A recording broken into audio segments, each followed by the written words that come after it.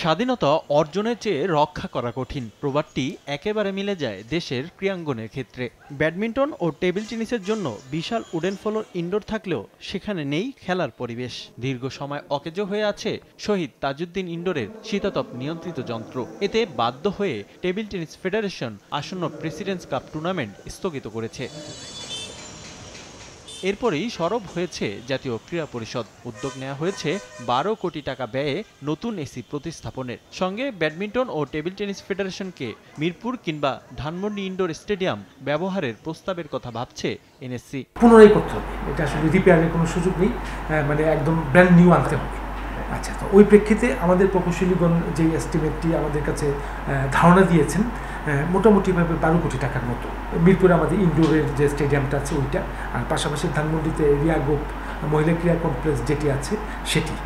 তো এমনি ওনাদেরকে আমরা এইটুকু বলেছি যে যদি এই জায়গা আপনাদের পছন্দ হয়, যদি আপনাদের এই জায়গা আপনাদের উপযোগী বলে মনে করেন, আমাদেরকে জানান, আমরা এক পায়ে প্রস্তুত আছি এই দুই জায়গা আপনাদের মাধ্যমে ব্যবহার করবার জন্য। এদিকে চট্টগ্রাম জেলা স্টেডিয়াম নিয়ে বিব্রতকর পরিস্থিতিতে ক্রীড়া পরিষদ ফিফার অর্থায়নে ফুটবল উন্নয়নের জন্য বাফুফেকে ২৫ বছরের জন্য জেলা স্টেডিয়ামটি বরাদ্দের কথা থাকলেও স্থানীয় সংগঠকদের বিক্ষোভে কাজ এগিয়ে নিতে পারেনি ফুটবল ফেডারেশন। তবে ক্রীড়া পরিষদ আশ্বস্ত করেছে বাফুফেকে স্টেডিয়াম বুঝিয়ে দিলেও অন্য ডিসিপ্লিনের জন্য বিকল্প ব্যবস্থা করবে এনএসসি। বাফুফে এই স্টেডিয়াম পাবে, ফিফার অর্থায়নে এখানে আধুনিক স্টেডিয়াম নির্মিত হবে বা সংস্কার হবে।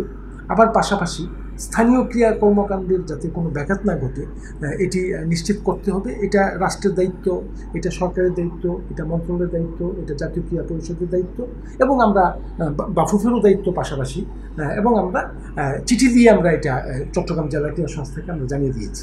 সাধারণত দেশের বাইরের স্টেডিয়ামগুলোর বাণিজ্যিক ব্যবহারের অর্থ পায় না জাতীয় ক্রীড়া পরিষদ। এবার জেলা স্টেডিয়ামগুলোর আয়ের ব্যাপারেও উদ্যোগী হচ্ছে এনএসসি। ক্রীড়া স্থাপনাগুলিতে যে বাণিজ্যিক প্রতিষ্ঠান, ঢাকারগুলি তো আচ্ছা ঠিক আছে, আমাদের চোখের সামনে আছে, আমরা বরাদ্দ দিচ্ছি, নামমাত্র মূল্য হোক আর সিম্বলিক মূল্য হোক, ভাড়াটা আমরা পাচ্ছি, আমাদের অ্যাকাউন্টে জমা হচ্ছে।